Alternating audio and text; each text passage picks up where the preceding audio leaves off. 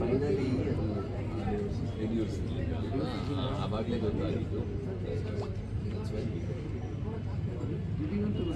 ಹೌದು, ಇದೇ ಕಾರಣ ದಿಢೀರಂತ ಕೀಮೋಥೆರಪಿ ಶುರುವಾಗಬೇಕಾಗಿ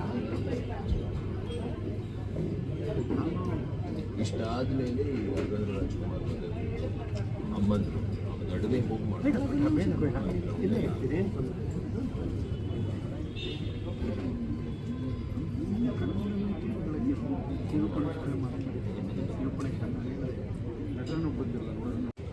ನನ್ನ ಆಶ್ಚರ್ಯ ಇಂಥದ್ದೊಂದು ಭೀಕರವಾದದ್ದು ಒಂದು ಸಾವು ಹೊತ್ತಿಗೆ ಪಟ್ಟಂತ ಬಂದ್ಬಿಡ್ಬೋದು ಅಂತ ಅನಿಸಲ್ಲ. ನಾನು ಯಾರ ಹತ್ರನೂ ಹೇಳ್ಕೊಳ್ಳಿಲ್ಲ.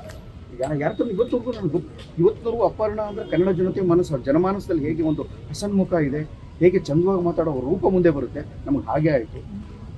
ಇವತ್ತು ಇಡೀ ಕನ್ನಡ ನಾಡು ನಿಜವಾಗ್ಲೂ ಒಬ್ಬ ಶ್ರೇಷ್ಠವಾದಂಥ ಶುದ್ಧ ಕನ್ನಡತಿಯನ್ನು ಭಾಳ ಪ್ರೀತಿಯಿಂದ, ಅಂದರೆ ನನ್ನ ಕನ್ನಡನ ಹಲವಾರು ಸ್ಲ್ಯಾಂಗ್ಗಳು ಅಥವಾ ಹಲವಾರು ಬೇರೆ ಬೇರೆ ಪ್ರಾದೇಶಿಕ ಉಪಭಾಷೆಗಳು ಬೇರೆ ಎಲ್ಲ ಥರದ್ದು ಇರ್ಬೋದು, ಅಷ್ಟನ್ನೂ ಸ್ವೀಕರಿಸ್ಕೊಂಡು ಮತ್ತು ಎಂಥವ್ರ ಜೊತೆನೂ ಕೂಡ ಚಂದವಾಗಿ ಮಾತಾಡಬಲ್ಲಂಥ ಮನುಷ್ಯತ್ವ ಇದ್ದಂಥ ಒಂದು ಅದ್ಭುತವಾದ ಕನ್ನಡತಿ ಅಂತ ಏನಾದರೂ ಇದ್ದರೆ ಅದು ಅಪರ್ಣ ಜೊತೆ ನಾನು ಯಾವಾಗ ನನ್ನ ನಟರ ರಂಗಶಾಲೆ ಆದಾಗ ನಾನು ಹೇಳ್ತಾ ಇದ್ದೆ, ಅದು ನೋಡಿ ತುಂಬ ಪ್ರೀತಿ ಮಾಡಿದರು.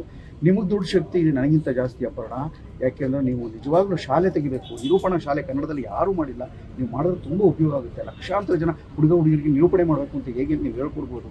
ಆ ಕಾಕುಗಳು, ಆ ಒತ್ತುಗಳು ಮತ್ತು ಕನ್ನಡದ ವ್ಯಾಕರಣಬದ್ಧವಾದಂಥ ಮತ್ತು ನಿರೂಪಣೆ ಮಾಡೋರಿಗೆ ಬೇಕಾದಂಥ ಜ್ಞಾನ, ಮಾಹಿತಿ ಮತ್ತು ಕೌಶಲ್ಯ ಮೂರರಲ್ಲೂ ಸಮರ್ಥ ವ್ಯಕ್ತಿತ್ವ ಅಂತಿದ್ರೆ ಅದು ಅಪರ್ಣ ನಮ್ಮಿಂದ ಕಣ್ಮರೆ ಆಗಿರೋದು. ಕನ್ನಡದ ಒಂದು ದೊಡ್ಡ ಶಕ್ತಿ ಅನೇಕ ಜನ ಹೋದಾಗುತ್ತಲ್ಲ, ಹಂಗೆ ಕನ್ನಡದ ಒಂದು ದೊಡ್ಡ ಶಕ್ತಿ ಕಣ್ಮರೆ ಆಗಿದೆ. ಒಂದು 10 ಜನಕ್ಕೆ ಅದು ಇನ್ನೂ ಚೆಂದಾಗಿ ಹೇಳೋದು ಮಾಡ್ಬೋದಿತ್ತು. ಆಕರ್ಷಕ ನಿರೂಪಣೆ ಬೇರೆ, ಆಕರ್ಷಕ ಜೊತೆಗೆ ಭಾಷೆಯ ಮಹತ್ವವನ್ನು ಮತ್ತೊಬ್ಬರಿಗೆ ತಲುಪಿಸುವಂಥ ಕೆಲಸ, ಸೂಕ್ಷ್ಮವಾದ ವಿಷಯಗಳನ್ನು ಆಕೆ ಕೆಲಸ ಮಾಡ್ತಾಯಿದ್ರು. ನನಗೆ ಗೊತ್ತಿರುವಾಗ ಇಡೀ ಭಾರತದಲ್ಲಿ 9,000ಕ್ಕೂ ಹೆಚ್ಚು ಕಾರ್ಯಕ್ರಮಗಳನ್ನು ನಿರೂಪಣೆ ಮಾಡಿ ಅತ್ಯಂತ ಹೆಚ್ಚು ಪ್ರಧಾನಮಂತ್ರಿಗಳಿಗೆ ಮತ್ತು ರಾಷ್ಟ್ರಪತಿಗಳಿಗೆ ಹಾಗೂ ಹೆಚ್ಚು ಜನ ಮುಖ್ಯಮಂತ್ರಿಗಳಿಗೆ ನಿರೂಪಣೆ ಮಾಡಿದಂಥ ಒಬ್ಬ ವ್ಯಕ್ತಿ ಇದ್ದರೆ ಅದು ಅಪರ್ಣ ಮಾತ್ರ.